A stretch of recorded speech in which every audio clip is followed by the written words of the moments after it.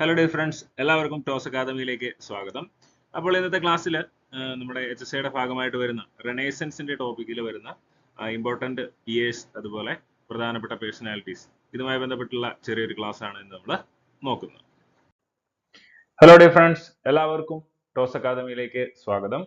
അപ്പോൾ ഇന്നത്തെ ക്ലാസ്സിൽ കേരള റെനേസൻസ്, കേരള നവോത്ഥാനവുമായിട്ട് ബന്ധപ്പെട്ട ചില പ്രധാനപ്പെട്ട വർഷങ്ങളും അതുപോലെ ഇതുമായി ബന്ധപ്പെട്ടിരിക്കുന്ന ലീഡേഴ്സ്, അതുപോലെ അവരുമായിട്ട് ബന്ധപ്പെട്ട പ്രധാനപ്പെട്ട സഭകൾ അല്ലെങ്കിൽ ഓർഗനൈസേഷൻസ്, ഇതുമായി ബന്ധപ്പെട്ട കാര്യങ്ങളൊക്കെ നമ്മൾ ഓടിച്ച് നോക്കുവാൻ പോവുകയാണ് എക്സാമിന് മുന്നോടിയായിട്ട് നമുക്ക് പെട്ടെന്ന് ഒരു പ്രിപ്പറേഷന് വേണ്ടി. ഓക്കെ, അപ്പോൾ ഒരു ക്രോണോളജിക്കൽ ഓർഡറിൽ തന്നെയാണ് നമ്മൾ ക്ലാസ്സുകൾ തുടങ്ങുവാനായിട്ട് ഉദ്ദേശിക്കുന്നത്. അപ്പോൾ ആദ്യമായിട്ട് അഞ്ചുതെങ്ങ് കലാപം 1697 അഞ്ചുതെങ്ങ് കലാപം നടക്കുന്നത്. ഈ വർഷം വളരെ ഇമ്പോർട്ടന്റ് ആണ്, പലപ്പോഴും ചോദിച്ചിട്ടുണ്ട്. 1697 അഞ്ചുതെങ്ങ് കലാപം നടക്കുന്നത്. ഓക്കെ, ഇനി അതിനുശേഷം 1721 നടക്കുന്ന പ്രധാനപ്പെട്ട ഒരു കലാപമാണ് ആറ്റിങ്ങൽ കലാപം. ആറ്റിങ്ങൽ കലാപത്തിനുള്ള പ്രധാനപ്പെട്ട കാരണങ്ങളായിട്ട് വൻതോതിലുള്ള അഴിമതി, കുരുമുളക് വിലയിലെ കമ്പനി കാണിച്ച ക്രമക്കേട്, ഇതൊക്കെ ഈസ്റ്റ് ഇന്ത്യ കമ്പനിക്കെതിരെ നടന്നിട്ടുള്ള പ്രക്ഷോഭങ്ങളാണ്. ആറ്റിങ്ങൽ കലാപം 1721 ഇനി അതിനുശേഷം 1741 ഡച്ചുകാരും മാർത്താണ്ഡവർമ്മയും തമ്മിൽ നടന്ന കുളച്ചൽ യുദ്ധം. കുളച്ചൽ യുദ്ധം നടന്ന വർഷം 1741. അപ്പൊ ആ വർഷം വളരെ ഇമ്പോർട്ടന്റ് ആണ്, കൃത്യമായിട്ട് ഓർത്തു വെക്കുക. ഇനി മാർത്താണ്ഡവർമ്മ എന്ന് പറയുമ്പോൾ 1729 മുതലാണ് അദ്ദേഹം തിരുവിതാംകൂറിൽ ഭരണത്തിലേക്ക് വരുന്നത്. 1750 തൃപ്പടിദാനം, അദ്ദേഹം തൃപ്പടിദാനം നടത്തുന്നത്. എന്താണ് തൃപ്പടിദാനം എന്ന് പറഞ്ഞു കഴിഞ്ഞാൽ, മാർത്താണ്ഡവർമ്മ താൻ വിസ്തൃതമാക്കിയ രാജ്യം തന്റെ കുലദൈവമായ ശ്രീ പത്മനാഭന് സമർപ്പിച്ചു. ഇതാണ് തൃപ്പടിദാനം കേട്ടോ. ശ്രീ പത്മനാഭന് തന്റെ ആ ഒരു രാജ്യം സമർപ്പിക്കുന്നതായിട്ട് ബന്ധപ്പെട്ടാണ് തൃപ്പടിദാനം എന്ന് പറയുന്ന ആ ഒരു ചടങ്ങ് നടന്നത്. 1750 ജനുവരി 3 ഇത് നടക്കുന്നത്. ഓക്കെ, ഇനി നമ്മൾ അടുത്തതായിട്ട് പഴശ്ശിരാജയിലേക്ക് വരികയാണെങ്കിൽ രണ്ട് വിപ്ലവങ്ങളാണ് നമുക്ക് പഴശ്ശിരാജയുമായിട്ട് ബന്ധപ്പെട്ട് പ്രധാനമായിട്ടും പറയാനുള്ളത്. ഒന്നാം പഴശ്ശി വിപ്ലവം 1793 മുതൽ 1797 വരെയാണ് ഒന്നാം പഴശ്ശി വിപ്ലവം നടക്കുന്നത്. അപ്പോൾ വർഷം വളരെ ഇമ്പോർട്ടന്റ് ആണ്, ഓർത്തിരിക്കുക. 1793 മുതൽ 1797 വരെ. ഇനി നമ്മൾ സെക്കൻഡ് റിവോൾട്ടിലേക്ക് വരികയാണെങ്കിൽ രണ്ടാം പഴശ്ശി യുദ്ധം 1800 മുതൽ 1805 വരെ 5 വർഷം നീണ്ട രണ്ടാം പഴശ്ശി യുദ്ധം. ഓക്കെ, അപ്പോൾ ഈ രണ്ട് വർഷങ്ങൾ ഈ രണ്ട് വിപ്ലവങ്ങളും ഇമ്പോർട്ടന്റ് ആണ്, ഇതിന്റെ വർഷങ്ങളും ഇമ്പോർട്ടന്റ് ആണ് കേട്ടോ. അപ്പോൾ ബ്രിട്ടീഷുകാരുടെ തെറ്റായ നികുതി നയത്തിനെതിരെയായിരുന്നു ഒന്നാം പഴശ്ശി കലാപം നടന്നത്. ഓക്കെ, അപ്പോൾ ഓർത്തിരിക്കുക, രണ്ടാം പഴശ്ശി വിപ്ലവം 1800 മുതൽ 1805 വരെയാണ്. 1805 പഴശ്ശിരാജ മരണപ്പെടുകയുണ്ട് കേട്ടോ. വയനാട്ടിലെ മാവിലത്തോട് എന്ന് പറയുന്ന സ്ഥലത്ത് വെച്ചിട്ടാണ് നമ്മുടെ പഴശ്ശിരാജ അന്തരിക്കുന്നത്. ഓക്കെ, ഇനി അടുത്തതായിട്ട് നമ്മൾ വരികയാണെങ്കിൽ 1859 വളരെ ഇമ്പോർട്ടന്റ് ആയിട്ടുള്ള ഒരു വർഷമാണ്.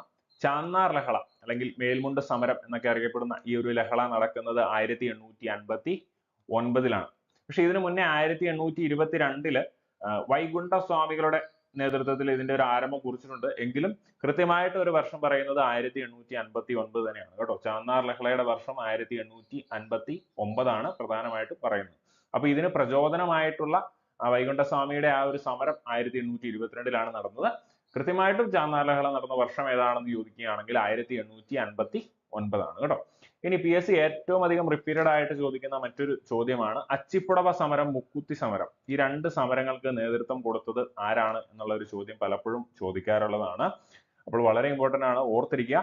ആറാട്ടുപുഴ വേലായുധ പണിക്കർ. ഈ ചോദ്യം വരാൻ മറ്റൊരു ചാൻസും കൂടെ ഉണ്ട്. ഈ ആറാട്ടുപുഴ വേലായുധ പണിക്കരുടെ ജീവിതവുമായിട്ട് ബന്ധപ്പെട്ട് 19ാം നൂറ്റാണ്ട് എന്ന് പറഞ്ഞൊരു സിനിമയൊക്കെ ഈയിടെ ഇറങ്ങിയിട്ടുണ്ടായിരുന്നു. അതുകൊണ്ട് ഇത് കൃത്യമായിട്ട് ഓർത്തിരിക്കുക. അച്ചിപ്പുടവ് സമരം, മുക്കുത്തി സമരം, ഇത് രണ്ടും ആറാട്ടുപുഴ വേലായുധ പണിക്കരുമായിട്ട് ബന്ധപ്പെട്ട സംഭവങ്ങളാണ്. അതുപോലെ നമ്മുടെ കേരള നവോത്ഥാനത്തിലെ ആദ്യത്തെ രക്തസാക്ഷിയൊക്കെ ആയിട്ട് അറിയപ്പെടുന്നത് ഈ ആറാട്ടുപുഴ വേലായുധ പണിക്കർ എന്ന് പറയുന്ന വ്യക്തിയാണ്. അപ്പോൾ ആ പേര് കൃത്യമായിട്ട് ഓർത്തിരിക്കാം. ഇനി Carmelites of Mary immaculate, CMI സ്ഥാപിതമായത് 1831 കേരളത്തിലെ വിദ്യാഭ്യാസവുമായിട്ട് ബന്ധപ്പെട്ട് വളരെയധികം സംഭാവനകൾ നൽകിയിട്ടുള്ള ചാവറ കുര്യാക്കോസ് ഏലിയാസ് അച്ഛന്റെ ആ ഒരു നേതൃത്വത്തിൽ വന്നിട്ടുള്ള ഒരു സഭയാണ് കാർമലൈറ്റ്സ് ഓഫ് മേരി ഇമാക്കുലേറ്റ്. 1831 ഇത് നിലവിൽ വരുന്നത്. ഇനി PSC വളരെയധികം ഏറ്റവും അധികം ചോദിച്ചിട്ടുള്ളതെന്ന് തന്നെ നമുക്ക് പറയാൻ പറ്റുന്ന ഒരു ചോദ്യമാണ് സമത്വ സമാജം. സമത്വ സമാജം 1836 വരുന്നത്. വൈകുണ്ഠ സ്വാമികളാണ് സമത്വ സമാജത്തിന്റെ സ്ഥാപകനായിട്ട് നമ്മൾ പറയുന്നത്. കൃത്യമായിട്ട് ഓർത്തു വെക്കുക. സമത്വ സമാജം 1836, വൈകുണ്ഠ സ്വാമികൾ. ഈ വർഷവും വളരെ ഇമ്പോർട്ടന്റ് ആണ്. ഈ സഭ സ്ഥാപിച്ചത് ആരാണ് എന്നുള്ളതും വളരെ ഇമ്പോർട്ടന്റ് ആണ്. ഇയർ പലപ്പോഴും ചോദിച്ചിട്ടുണ്ട്. അതുകൊണ്ട് 1836 സമത്വ സമാജം ഒരിക്കലും മറക്കാൻ പാടില്ല. ഓക്കെ, അടുത്തതായിട്ട് നമ്മൾ ചില മെമ്മോറിയലുകളെ കുറിച്ചാണ് നോക്കാൻ പോകുന്നത്. ഇതും വളരെ ഇമ്പോർട്ടന്റ് ആയിട്ടുള്ള ചില കൺസെപ്റ്റുകളാണ്. നമ്മുടെ ആദ്യമായിട്ട് നമ്മൾ നോക്കുന്നത് മലയാളി മെമ്മോറിയലിനെ കുറിച്ചാണ്. മലയാളി മെമ്മോറിയൽ എന്താണ്? സർക്കാർ ജോലികളിൽ തിരുവിതാംകൂറുകാർക്ക് മതിയായ പ്രാതിനിധ്യം ആവശ്യപ്പെട്ടുകൊണ്ട് നടന്ന സംഭവമാണ് മലയാളി മെമ്മോറിയൽ. 1891 ജനുവരി 1 ഇത് സമർപ്പിക്കപ്പെടുന്നത്. മലയാളി മെമ്മോറിയലിന് നേതൃത്വം നൽകിയത് ആരാണ്? GP പിള്ളയാണ് കേട്ടോ. മലയാളി മെമ്മോറിയലിന് നേതൃത്വം നൽകിയത് GP പിള്ളയാണ്. കൃത്യമായിട്ട് ഓർത്തു വെക്കുക. മലയാളി മെമ്മോറിയലിൽ എത്ര പേരാണ് സൈൻ ചെയ്തിരിക്കുന്നത്? 1028 സിഗ്നേറ്ററീസ് ആണ് മലയാളി മെമ്മോറിയലിൽ സൈൻ ചെയ്തിരിക്കുന്നത്. ഓക്കെ, അപ്പോൾ ആ വർഷം കൃത്യമായിട്ട് ഓർത്തു വെക്കുക. വളരെ ഇമ്പോർട്ടന്റ് ആയിട്ടുള്ള ഒരു ഇയർ ആണ്. ഇനി അടുത്തത് ഈ വർഷം തന്നെയാണ് ഓപ്പോസിറ്റ് മെമ്മോറിയൽ അല്ലെങ്കിൽ എതിർ മെമ്മോറിയൽ. മലയാളി മെമ്മോറിയലിനെ തകർക്കുക എന്ന ഉദ്ദേശത്തോടെ തമിഴ് ബ്രാഹ്മണര്, ഹിന്ദു മലയാളികൾ, ക്രൈസ്തവ മലയാളികൾ ഇവരൊക്കെ ചേർന്ന് മലയാളി മെമ്മോറിയലിന് എതിരെ കൊടുത്ത ഒരു മെമ്മോറിയലാണ് എതിർ മെമ്മോറിയൽ. ഇതും 1891 എന്ന് പറയുന്ന വർഷം തന്നെയാണ്. അപ്പോൾ ഓർത്തിരിക്കുക, മലയാളി മെമ്മോറിയലും ഓപ്പോസിറ്റ് മെമ്മോറിയലും അല്ലെങ്കിൽ എതിർ മെമ്മോറിയലും രണ്ടും 1891 എന്ന് പറയുന്ന വർഷം തന്നെയാണ്. ഇനി അടുത്തത് 1893 നടന്ന മറ്റൊരു സംഭവം, വളരെ ഇമ്പോർട്ടന്റ് ആയിട്ടുള്ള ഒരു സംഭവമാണ് വില്ലുവണ്ടി സമരം. വില്ലുവണ്ടി സമരം ആ ഒരു കാലഘട്ടത്തിൽ അല്ലെ, അധസ്ഥിതരായിട്ടുള്ള ആളുകൾക്ക്, താഴ്ന്ന ജാതിയിലുള്ളവർക്ക് പൊതുവഴിയിലൂടെ നടക്കാൻ പാടില്ലായിരുന്നു. ആ ഒരു സമയത്ത് കാളവണ്ടിയിൽ നമ്മുടെ കേരളത്തിന്റെ കുറേയധികം പ്രദേശങ്ങളിൽ യാത്ര ചെയ്ത അയ്യങ്കാളി ഒരു വിപ്ലവം സൃഷ്ടിക്കുകയുണ്ടായി. അതാണ് വില്ലുവണ്ടി സമരം എന്ന പേരിൽ അറിയപ്പെടുന്നത്. 1893 വില്ലുവണ്ടി സമരം നടക്കുന്നത്. ആ വർഷം വളരെ ഇമ്പോർട്ടന്റ് ആണ്, 1893. ഇനി അടുത്തതായിട്ട് ഈഴവ മെമ്മോറിയൽ. ഈഴവ സമുദായത്തിന്റെ അവകാശങ്ങൾ നേടിയെടുക്കുന്നതിനായിട്ട് ഒരു 13,176 പേര്, 13,176 ഇത്രയും ആളുകൾ ചേർന്ന് സമർപ്പിച്ച് തിരുവിതാംകൂർ രാജാവായിരുന്ന ശ്രീമൂലം തിരുനാളിന് സമർപ്പിച്ച ഒരു മെമ്മോറിയലാണ് ഈഴവ മെമ്മോറിയൽ. ഈഴവ മെമ്മോറിയലിന്റെ വർഷം ഏതാണ്? 1896. ഡോക്ടർ പൽപ്പു ആണ് ഇതിന് നേതൃത്വം കൊടുത്തത് കേട്ടോ. ഡോക്ടർ പൽപ്പു ആണ് ഈഴവ മെമ്മോറിയലിന് നേതൃത്വം കൊടുത്തത്. മലയാളി മെമ്മോറിയലിന് GP പിള്ളയാണ്, ഈഴവ മെമ്മോറിയലിന് ഡോക്ടർ പൽപ്പു ആണ്. ഇനി ഈഴവ മഹാസഭ, ഈഴവരുമായിട്ട് ബന്ധപ്പെട്ട രണ്ട് കാര്യങ്ങൾ പറഞ്ഞു. ഇതിനും നേതൃത്വം കൊടുത്തിരിക്കുന്നത് ഡോക്ടർ പൽപ്പു തന്നെയാണ്. രണ്ടും 1896 തന്നെയാണ് സ്ഥാപിതമായിരിക്കുന്നത് അല്ലെങ്കിൽ സമർപ്പിക്കപ്പെട്ടിരിക്കുന്നത്. ഓക്കെ, അപ്പോൾ ഓർത്തിരിക്കുക ഈ വർഷങ്ങൾ മലയാളി മെമ്മോറിയലും ഈഴവ മെമ്മോറിയലും ഇത് രണ്ടും തമ്മിൽ ഇനി മാറിപ്പോകരുത്. മലയാളി മെമ്മോറിയലാണ് ആദ്യം സമർപ്പിക്കപ്പെടുന്നത്, അതിനുശേഷമാണ് ഈഴവ മെമ്മോറിയൽ സമർപ്പിക്കപ്പെടുന്നത്. ഓക്കെ, അപ്പൊ നമ്മൾ ഈഴവ മെമ്മോറിയലിനെ കുറിച്ച് പറഞ്ഞു. ഈ ഒന്നാം ഈഴവ മെമ്മോറിയൽ ഒരു പരാജയമായതിനെ തുടർന്ന് രണ്ടാം ഈഴവ മെമ്മോറിയൽ 1900 വീണ്ടും സമർപ്പിക്കപ്പെടുകയുണ്ടായി. കേഴ്സൺ പ്രഭുവിനാണ് രണ്ടാം ഈഴവ മെമ്മോറിയൽ സമർപ്പിക്കപ്പെട്ടത്. അപ്പൊ ആ വർഷം കൂടെ ഓർത്തിരിക്കുക. ഒന്നാം ഈഴവ മെമ്മോറിയൽ 1896 ആണെങ്കിൽ രണ്ടാം ഈഴവ മെമ്മോറിയൽ 1900 കേഴ്സൺ പ്രഭുവിനാണ് സമർപ്പിക്കപ്പെട്ടത്. ഇനി നമ്മൾ SNDP സ്ഥാപിതമായ ആ ഒരു വർഷം നമുക്ക് എല്ലാവർക്കും അറിയാമായിരിക്കും, എങ്കിലും ഓർത്തിരിക്കുക. 1903 മെയ് 15 SNDP സ്ഥാപിതമാകുന്നത് 1903. ഇനി അടുത്തത് സാധുജന പരിപാലന യോഗം. വളരെ ഇമ്പോർട്ടന്റ് ആണ്, പലതവണ PSC ചോദിച്ചിട്ടുണ്ട്, കൃത്യമായിട്ട് പഠിച്ചു വെക്കുക. സാധുജന പരിപാലന യോഗം 1907 അല്ലെങ്കിൽ സാധുജന പരിപാലന സംഘം. രണ്ട് രീതിക്ക് ചോദിക്കുകയാണെങ്കിലും 1907 ഇത് സ്ഥാപിച്ചിരിക്കുന്നത്. അയ്യൻകാളിയാണ്, ഒരിക്കലും മറക്കരുത്, കൃത്യമായിട്ട് പഠിച്ച് വെക്കുക. ഓക്കെ, ഇനി അടുത്തത് യോഗക്ഷേമ സഭ. യോഗക്ഷേമ സഭ 1908 സ്ഥാപിതമാകുന്നത്. VT ഭട്ടതിരിപ്പാടാണ് ഇതിന് നേതൃത്വം കൊടുക്കുന്നത്. ഓക്കെ, അപ്പം യോഗക്ഷേമ സഭയുടെ മുദ്രാവാക്യം എന്തായിരുന്നു? നമ്പൂതിരിയെ മനുഷ്യനാക്കുക എന്നുള്ള ആ ഒരു മുദ്രാവാക്യമായിരുന്നു യോഗക്ഷേമ സഭയ്ക്ക് ഉണ്ടായിരുന്നത്. ഓക്കെ ആണല്ലോ? അപ്പൊ ആ കാര്യം കൃത്യമായിട്ട് ഓർത്ത് വെക്കുക. ഇനി നമ്മൾ പഠിക്കുന്നത് പ്രത്യക്ഷ രക്ഷാ ദൈവസഭ എന്ന് പറയുന്ന മറ്റൊരു സംഘടനയെ കുറിച്ചാണ്. പ്രത്യക്ഷ രക്ഷാ ദൈവസഭ സ്ഥാപിച്ചത് കുമാരഗുരുദേവൻ എന്നറിയപ്പെടുന്നത് ആരാണ്? പൊയ്കയിൽ യോഹന്നാൻ അല്ലെങ്കിൽ പൊയ്കയിൽ അപ്പച്ചൻ എന്നൊക്കെ അറിയപ്പെടുന്ന ഒരു നവോത്ഥാന നായകൻ ഉണ്ടായിരുന്നു അല്ലെ. അദ്ദേഹമാണ് കുമാരഗുരുദേവൻ എന്നറിയപ്പെടുന്നത്.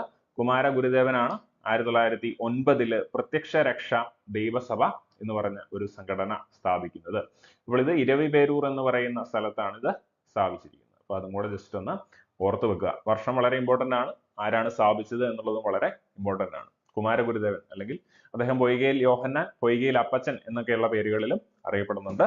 ഇത് ഏത് ഓപ്ഷൻ വന്നു കഴിഞ്ഞാലും അദ്ദേഹം തന്നെയാണെന്ന് കൃത്യമായിട്ട് ഓർത്തു വെക്കുക. പ്രത്യക്ഷ രക്ഷാ ദൈവസഭ 1909 കുമാര ഗുരുദേവൻ. ഇനി അടുത്തത് നെടുമങ്ങാട് ചന്തലഹള. ഇതും അയ്യൻകാളിയുമായി ബന്ധപ്പെട്ടിട്ടുള്ള ഒരു സമരമാണ്. 1912 ഈ ഒരു സമരം നടക്കുന്നത്. അടുത്തത് നായർ സർവീസ് സൊസൈറ്റി, NSS കുറിച്ച് പറയുകയാണെങ്കിൽ 1914 NSS സ്ഥാപിതമാകുന്നത്. ഏത് വർഷമാണ്? 1914. പല പ്രാവശ്യം ചോദിച്ചിട്ടുണ്ട്. 1914 NSS സ്ഥാപിതമാകുന്നത്. അപ്പൊ ഈ NSS ഒക്കെ സ്ഥാപിതമായിട്ട് ഇച്ചിരി കഴിഞ്ഞപ്പോൾ വീണ്ടും രണ്ട് ലഹളകൾ നമുക്ക് പഠിക്കാനുണ്ട്. 90-ാം ആണ്ട് ലഹള, ഊരൂട്ടമ്പലം ലഹള 1915 ഈ ലഹളകൾ നടക്കുന്നത്.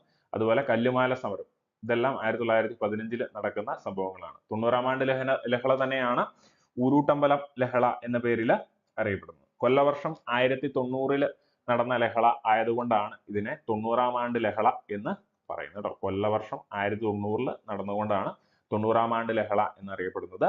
1915 90-ാം ആണ്ട് ലഹള, ഊരൂട്ടമ്പലം ലഹള, ഈ രണ്ടുപേരിലും ഇത് അറിയപ്പെടുന്നുണ്ട്. അതുപോലെ കല്ലുമാല സമരവും 1915. ഓക്കെ, അപ്പൊ 1915 വളരെ ഇമ്പോർട്ടന്റ് ആയിട്ടുള്ള വർഷമാണ്. കൃത്യമായിട്ട് ഓർത്തിരിക്കുക. 90-ാം ആണ്ട് ലഹള, കല്ലുമാല സമരം, ഇതൊക്കെ 1915 നടക്കുന്നത്. ഇനി അടുത്തതായിട്ട് നമ്മൾ വാഗ്ഭടാനന്ദൻ എന്ന് പറയുന്ന ഒരു നവോത്ഥാന നായകനെ കുറിച്ച് കേട്ടിട്ടുണ്ടാവും അല്ലെ. അപ്പോൾ ഈ വാഗ്ഭടാനന്ദനുമായിട്ട് ബന്ധപ്പെട്ട വളരെ ഇമ്പോർട്ടന്റ് ആയിട്ടുള്ള ഒരു സഭയാണ് ആത്മവിദ്യാസംഘം. ആത്മവിദ്യാസംഘം, ഇതിന്റെ വർഷവും വളരെ ഇമ്പോർട്ടന്റ് ആണ്. 1917 ആത്മവിദ്യാസംഘം എന്ന് പറയുന്ന ആ ഒരു സംഘടന സ്ഥാപിതമാകുന്നത്. ഓർത്തിരിക്കുക, വാഗ്ഭടാനന്ദനാണ് ഇതിന്റെ സ്ഥാപകനായിട്ട് വരുന്നത്. ഓക്കെ, അതുപോലെ ആത്മവിദ്യാസംഘത്തിന് ഒരു മുഖപത്രമൊക്കെ ഉണ്ടായിരുന്നു. ആ മുഖപത്രത്തിന്റെ പേര് അഭിനവ കേരളം എന്നുള്ളത് ആയിരുന്നു. അഭിനവ കേരളം എന്നായിരുന്നു ആത്മവിദ്യാസംഘത്തിന്റെ മുഖപത്രത്തിന്റെ പേര്. ഇനി അടുത്തത് സഹോദര സംഘം. 1917 സ്ഥാപിതമാകുന്ന ഒരു സംഘടനയാണ്. പേര് തന്നെ ഉണ്ട് ആരാണ് സ്ഥാപിച്ചത് എന്നുള്ളത്. സഹോദരൻ അയ്യപ്പനാണ് സ്ഥാപിച്ചിരിക്കുന്നത്. സഹോദരൻ അയ്യപ്പനാണ് സ്ഥാപിച്ചിരിക്കുന്നത് 1917. അപ്പോൾ 1917 നമുക്ക് രണ്ട് സംഘടനകൾ കിട്ടി. ഏതൊക്കെയാണ്? ആത്മവിദ്യാസംഘം, സഹോദര സംഘം എന്നീ പറഞ്ഞ് രണ്ട് സംഘടനകൾ 1917 എന്ന് പറയുന്ന വർഷത്തിൽ നമുക്ക് കിട്ടി. ഓക്കെ, അപ്പോൾ അത് ഓർത്തു വെക്കുക. ഈ രണ്ട് സംഘടനകളും 1917. ഏതൊക്കെയാണ്? ആത്മവിദ്യാസംഘം, സഹോദര സംഘം 1917. ഓക്കെ, അപ്പോൾ ഈ സ്ലൈഡ് ഇച്ചിരി കൺഫ്യൂസിംഗ് ആണ്. അതുകൊണ്ട് നിങ്ങൾ വളരെ ശ്രദ്ധിച്ച് പഠിക്കണം.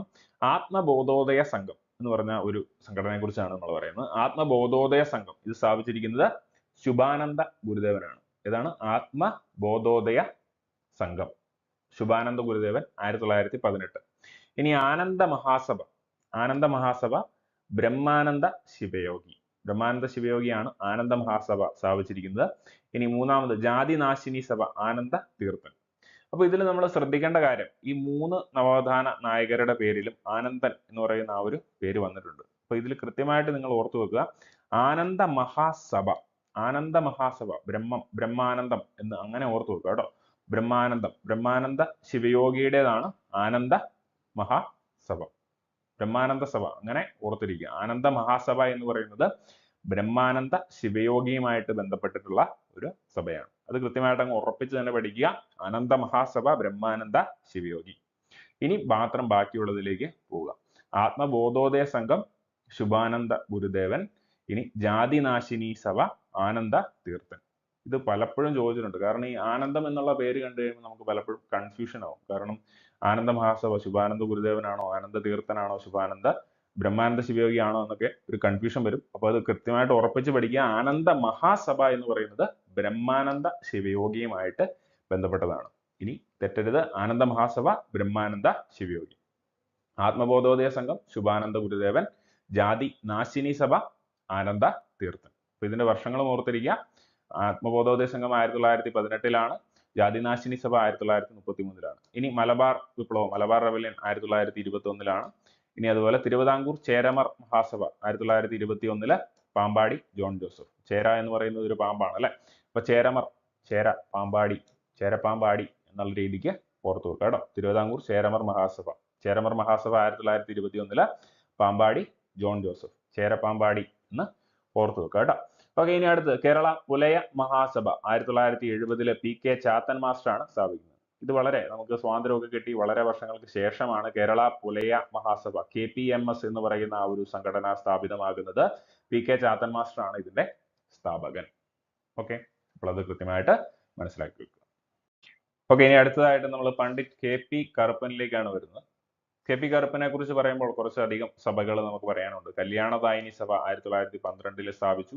അരയ സമാജം 1907. ഇനി അഖില കേരള അരയ മഹാസഭ 1922. അതുപോലെ അതുമായിട്ട് ബന്ധപ്പെട്ട പ്രധാനപ്പെട്ട ഒരു സംഭവമാണ് കായൽ സമ്മേളനം 1913 നടത്തിയ കായൽ സമ്മേളനം പണ്ഡിറ്റ് KP കറുപ്പനുമായിട്ട് ബന്ധപ്പെട്ടതാണ്. അതുപോലെ വാലസമുദായ പരിഷ്കാരിണി സഭ, ഇതൊക്കെ പണ്ഡിറ്റ് KP കറുപ്പനുമായിട്ട് ബന്ധപ്പെട്ടിട്ടുള്ള സ്ഥാപനങ്ങളാണ്. അതുകൊണ്ട് കൃത്യമായിട്ട് ഓർത്തിരിക്കുക. കല്യാണദായിനി സഭ, അരയ സമാജം, അഖില കേരള അരയ മഹാസഭ, കായൽ സമ്മേളനം അദ്ദേഹവുമായിട്ട് ബന്ധപ്പെട്ട ഒരു സംഭവമാണ്. ബാക്കിയൊക്കെ സഭകളും പ്രസ്ഥാനങ്ങളും ഒക്കെയാണ്. ഇനി വാലസമുദായ പരിഷ്കാരിണി സഭ, ഇതൊക്കെ ആരുമായിട്ട് ബന്ധപ്പെട്ടതാണ്? നമ്മുടെ പണ്ഡിറ്റ് KP കറുപ്പനുമായിട്ട് ബന്ധപ്പെട്ടിട്ടുള്ള സംഭവങ്ങളാണ്. ഓക്കെ, അടുത്തതായിട്ട് നമ്മൾ വേലുക്കുട്ടി അരയൻ എന്ന് പറയുന്ന മറ്റൊരു നവോത്ഥാന നായകനെ കുറിച്ചാണ് പഠിക്കാൻ പോകുന്നത്. അപ്പൊ ഇത് കൃത്യമായിട്ട് മനസ്സിലാക്കി വെക്കണം കേട്ടോ. വേലുക്കുട്ടി അരയൻ അരയ വംശ പരിപാലന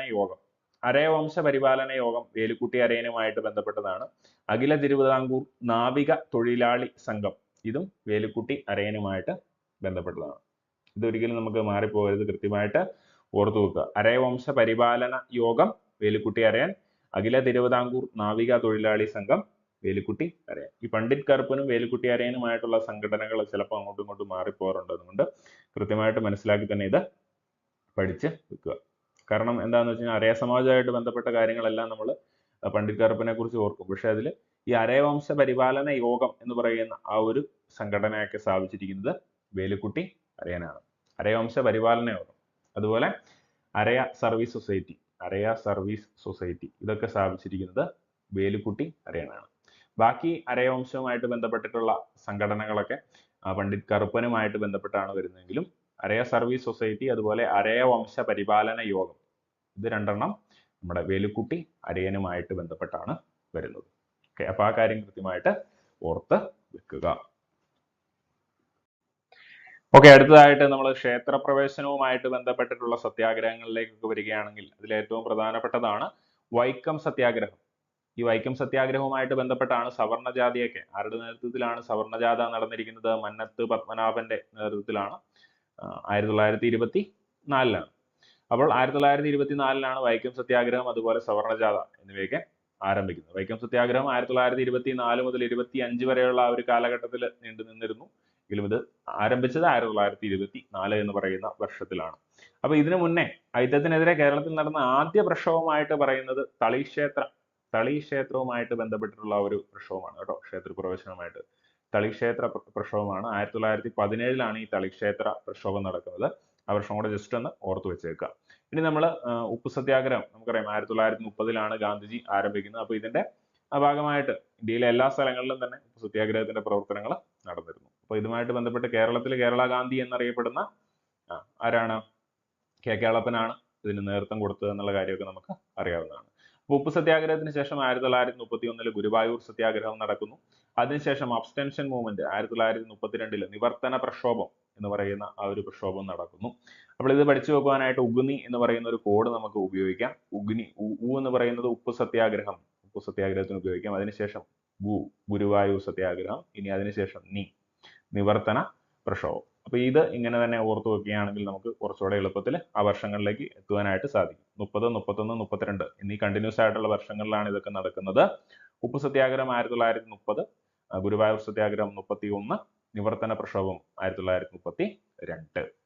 ഓക്കെ, ഇനി നമ്മൾ ക്ഷേത്രപ്രവേശന വിളംബരങ്ങളിലേക്ക് വരികയാണെങ്കിൽ തിരുവിതാംകൂറിലെ ക്ഷേത്രപ്രവേശന വിളംബരം 1936 നവംബർ 12 ആരാണ് പുറപ്പെടുവിക്കുന്നത്? ശ്രീ ചിത്തിര തിരുനാളാണ് പുറപ്പെടുവിക്കുന്നത്. വർഷവും ഡേറ്റും ഇമ്പോർട്ടന്റ് ആണ്, കൃത്യമായിട്ട് തന്നെ പഠിക്കുക. 1936 നവംബർ 12 ശ്രീ ചിത്തിര തിരുനാൾ മഹാരാജാവ് ക്ഷേത്രപ്രവേശന വിളംബരം പുറപ്പെടുവിച്ചത്. ഓക്കെ, ഇനി അതുപോലെ ചില യാത്രകൾ, മാറ്റത്തിന് തുടക്കം കുറിച്ച ചില ജാഥകളെ കുറിച്ച് പറയുകയാണെങ്കിൽ യാചന യാത്ര 1931 യാചന യാത്ര നടത്തപ്പെടുന്നത്. ആരാണ്? VT ഭട്ടതിരിപ്പാടാണ് യാചന യാത്ര നടത്തുന്നത്. തൃശ്ശൂർ മുതൽ ചന്ദ്രഗിരിപ്പുഴ കാസർഗോഡ് വരെയാണ് ഈ ഒരു യാത്ര നടക്കുന്നത്. ഇനി അടുത്തത് പട്ടിണി ജാഥ AKGയുമായിട്ട് ബന്ധപ്പെട്ട് കണ്ണൂർ മുതൽ മദ്രാസ് വരെയാണ് പട്ടിണി ജാഥ നടത്തപ്പെടുന്നത്. 1936 നടത്തപ്പെടുന്നത്. ഇനി അടുത്തത് ജീവശിഖ ജാഥ. ജീവശിഖ ജാഥ മന്നത്ത് പത്മനാഭനുമായിട്ട് ബന്ധപ്പെട്ടിട്ടുള്ള ഒരു സംഭവമാണ്. 1959 ഇത് നടക്കുന്നത്. അപ്പൊ ഇതിനകത്ത് ജീവശിഖ ജാഥയാണ് നമുക്ക് സ്വാതന്ത്ര്യത്തിന് ശേഷം നടക്കുന്ന ഒരു ജാഥയായിട്ട് പറയുന്നത്. ഓക്കെ, അപ്പോൾ ഓർത്തിരിക്കുക ഈ 3 ജാഥകളും. യാചനയാത്ര 1931 VT ഭട്ടതിരിപ്പാട്, പട്ടിണി ജാഥ AKGയുടെ നേതൃത്വത്തിൽ 1936, ജീവശിഖ ജാഥ 1959 മന്നത്ത് പത്മനാഭന്റെ നേതൃത്വത്തിൽ. ഇനി പരീക്ഷകൾക്ക് ഈ ക്രോണോളജിക്കൽ ഓർഡറുകളൊക്കെ ആയിട്ട് ബന്ധപ്പെട്ട്, അതായത് കുറെ സംഭവങ്ങൾ തരും, അതിന്റെ വർഷങ്ങൾ അറേഞ്ച് ചെയ്യാനൊക്കെ ആയിട്ട് പല ക്വസ്റ്റ്യൻസ് പലപ്പോഴും ചോദിക്കാറുണ്ട്. അപ്പൊ ആ രീതിക്ക് പലപ്പോഴും റിപ്പീറ്റഡ് ആയിട്ട് ചോദിക്കാറുള്ള ചില കാര്യങ്ങളാണ് നമ്മൾ ഇവിടെ നോക്കുന്നത്. ഇലക്ട്രിസിറ്റി സ്ട്രൈക്ക് അല്ലെങ്കിൽ വൈദ്യുതി സമരം 1936 നടക്കുന്നത്. തൃശ്ശൂർ ജില്ലയിലാണ് നടക്കുന്നത് 1936. ഇനി മൊറഴ സമരം 1940 കണ്ണൂരിൽ നടക്കുന്നു. KPR ഗോപാലൻ. ഈ മൊറഴ സമരത്തിന്റെ പ്രത്യേകത എന്ന് പറയുന്നത്, ഈ മൊറഴ സമരത്തിൽ അനുബന്ധിച്ച് വധശിക്ഷയ്ക്ക് വിധിക്കപ്പെട്ട ഒരു വിപ്ലവകാരിയായിരുന്നു KPR ഗോപാലൻ എന്ന് പറയുന്ന വ്യക്തി. അപ്പോൾ ഈ KPR ഗോപാലനെ വധശിക്ഷയിൽ നിന്ന് വിമുക്തനാക്കാൻ കാരണക്കാരനായത് ഗാന്ധിജിയുടെ ഇടപെടലാണ്. ഗാന്ധിജി ഇടപെട്ടതുകൊണ്ടാണ് അദ്ദേഹത്തിന്റെ ആ ഒരു വധശിക്ഷ എന്ന് പറയുന്നത് ജീവപര്യന്തമായിട്ട് കുറയ്ക്കുന്നത്. അപ്പൊ മൊറഴ സമരം ഗാന്ധിജിയുടെ ഒരു ഇൻഫ്ലുവൻസ് വന്ന ഒരു സമരമാണെന്നുള്ള കാര്യം ഓർത്തിരിക്കുക. ഇനി കയ്യൂർ സമരം 1941 കാസർഗോഡ് ജില്ലയിലാണ് നടക്കപ്പെടുന്നത്. കയ്യൂർ സമരം 1941 നടക്കപ്പെടുന്നത്. കയ്യൂര് ഇപ്പോൾ ഹോസ്ദുർഗ് താലൂക്കിലാണ് സ്ഥിതി ചെയ്യുന്നത് കേട്ടോ. അത് കൃത്യമായിട്ട് ജസ്റ്റ് ഒന്ന് ഓർത്ത് വെക്കുക. കയ്യൂർ സമരത്തിന്റെ വർഷം 1941, മൊറഴ സമരം 1940. ഓക്കെ, ഇനി 1946 എന്ന് പറയുന്ന വർഷത്തെ കുറിച്ച് പറയുമ്പോൾ ആ വർഷം തന്നെ നമുക്ക് കുറച്ചധികം സമരങ്ങളെ കുറിച്ച് പഠിക്കുവാനുണ്ട്. 1946 പുന്നപ്ര വയലാർ സമരം ആലപ്പുഴ ജില്ലയിൽ നടക്കപ്പെടുന്നു. ഇനി കരിവള്ളൂർ സമരം കണ്ണൂർ ജില്ലയിൽ നടക്കപ്പെടുന്നു. അപ്പോൾ ഈ കരിവള്ളൂർ സമരവുമായിട്ട് ബന്ധപ്പെട്ട് കരിവള്ളൂർ സമര നായിക എന്നൊക്കെ അറിയപ്പെടുന്നത് K ദേവയാനി എന്ന് പറയുന്ന ആ ഒരു സമര നേതാവാണ് K ദേവയാനി. കരിവള്ളൂർ സമര നായിക K ദേവയാനിയാണ്. ഇനി തോൽവിറക സമരം ചിമേനി, കാസർഗോഡിലെ ചിമേനിയിലാണ് നടക്കുന്നത്. കാർത്യായനി അമ്മ. തോൽവിറക സമര നായിക കാർത്യായനി അമ്മയാണ്. കരിവള്ളൂർ സമര നായികയാണെങ്കിൽ K ദേവയാനി. ഈ വ്യത്യാസങ്ങൾ കൃത്യമായിട്ട് ഓർത്തു വെക്കുക. കരിവള്ളൂർ സമരം K ദേവയാനി, തോൽവിറക സമരം കാർത്യായനി അമ്മ. അല്ലെ, വിറക് കരിഞ്ഞുപോയി എന്നുള്ള ആ ഒരു രീതിക്ക് ഓർത്തു വെക്കുക. കാർത്യായനി അമ്മ, വിറക് കരിഞ്ഞു അല്ലെ, കാർത്യായനി അമ്മ. കരിവള്ളൂർ സമരമാണെങ്കിലോ K ദേവയാനി. ഓക്കെ, ഇനി അടുത്തതായിട്ട് നമുക്ക് പാലിയം സത്യാഗ്രഹം. പാലിയം സത്യാഗ്രഹം 1947-48 കാലഘട്ടത്തിലാണ് പാലിയം സത്യാഗ്രഹം നടക്കപ്പെടുന്നത്. അപ്പോൾ പാലിയം സത്യാഗ്രഹം വളരെ ഇമ്പോർട്ടന്റ് ആണ്. അതിന്റെ വർഷവും കൃത്യമായിട്ട് ഓർത്തു വെക്കുക. പാലിയം സത്യാഗ്രഹം നടക്കുന്നത് 1947-48 കാലഘട്ടത്തിലാണ്. ഓക്കെ, അപ്പോൾ പാലിയം സത്യാഗ്രഹം ഉദ്ഘാടനം ചെയ്തത് C കേശവനാണ് കേട്ടോ. C കേശവനാണ് പാലിയം സത്യാഗ്രഹം ഉദ്ഘാടനം ചെയ്യുന്നത്. ഓക്കെ, അപ്പോൾ നമ്മൾ പ്രധാനപ്പെട്ട ഇമ്പോർട്ടന്റ് ആയിട്ട് നമുക്ക് ഏറ്റവും കൂടുതൽ തവണ റിപ്പീറ്റ് ചെയ്ത് ചോദിക്കുന്ന, എക്സാമുകൾക്ക് ഏറ്റവും റിപ്പീറ്റ് ചെയ്ത് ചോദിക്കുന്ന ഇമ്പോർട്ടന്റ് ആയിട്ട് വരുന്ന റെനേസൻസിലെ ചില വർഷങ്ങളും അതുപോലെ ചില സംഘടനകളും അതിന്റെ സ്ഥാപകരും ഒക്കെയാണ് നോക്കിയത്. അപ്പോൾ ഈ കാര്യങ്ങളെല്ലാം കൃത്യമായിട്ട് മനസ്സിലാക്കി പഠിക്കുക. ഇത് കേട്ട് കഴിഞ്ഞാൽ നിങ്ങൾക്ക് എന്തായാലും തീർച്ചയായിട്ടും എക്സാമിന് ചെല്ലുമ്പോൾ അതിൻ്റെതായിട്ടുള്ള ഒരു ഗുണമുണ്ടാവും. അപ്പോൾ അടുത്ത ക്ലാസ്സിൽ നമുക്ക് പുതിയ ഒരു ടോപ്പിക്കുമായിട്ട് കാണാം. അതുവരെ താങ്ക് യു.